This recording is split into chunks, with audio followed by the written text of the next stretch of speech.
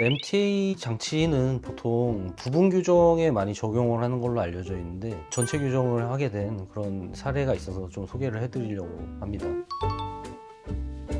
이 환자 같은 경우에도 치아가 약간 틀어져서 MTA 장치를 붙이면 되겠다 이렇게 생각을 해서 교정 치료를 들어갔고 2달 만에 치아가 다 펴졌어요. 그래서 이제 치료를 마무리를 하려고 하니까 다른 문제가 좀 보여서 환자분한테 좀 얘기를 해서 전체 교정을 하게 된 케이스인데요. 엑스레이나 뭐 임상 검사를 통해서 확인해 보니까 아래쪽 턱인 그 하악이 약간 뒤로 후퇴돼 있는 부정교합의 경향을 보이고 있었거든요. 소위 말하는 무턱이죠. MTA 교정을 통해서 치아를 이렇게 펴고 나니까 위아래 앞니 사이의 그런 거리가 굉장히 멀어 보이는 거예요. 그런 경우에는 MTA 교정이 아니라 브라켓 교정을 해서 위에 치아 같은 경우에는 이 두 개를 뽑고 위에 치아를 이제 안쪽으로 집어넣으면서 해야지 좀 더 완벽한 그런 교정 치료가 되는 건데, 환자도 발치 교정을 원하지 않았고 교정 치료 기간이 굉장히 길어지는 것을 원하지 않았기 때문에 고민을 하다가 MTA 교정을 하는 속에서 방법을 찾아보자 하고서 이제 치아를 면밀히 살폈는데 치아 하나가 약간 회전이 돼 있는 거예요. 그 치아를 원래대로 돌리면서 공간이 그렇게 하면 이제 마련이 되거든요. 그 남는 공간으로 위에 치아를 이렇게 당겨보자. 그렇게 하면은 위아래 앞니 사이의 그 거리를 좀 좁힐 수 있지 않을까, 그런 생각을 했고 바로 그렇게 MTA 장치를 추가적으로 다른 치아에도 붙이고 서로 뻗어져 있는 앞니도 좀 집어넣고 위에 치아 같은 경우에는 좀 더 많이 집어넣고 그런 식의 MTA 전체의 교정으로 치료를 하게 됐습니다. 그래서 한 2달 정도 치아를 원래대로 회전시키려는 장치를 붙였고, 그리고 다른 MTA 장치는 그대로 유지하면서 앞니를 조금씩 뒤로 끌어당겼는데 2달 만에 회전된 치아가 원래의 그런 치아의 형태로 다시 회전이 되면서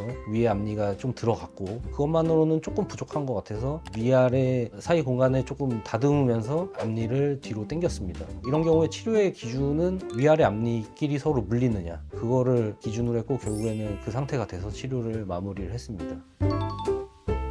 기간은 한 10개월 정도 걸렸어요.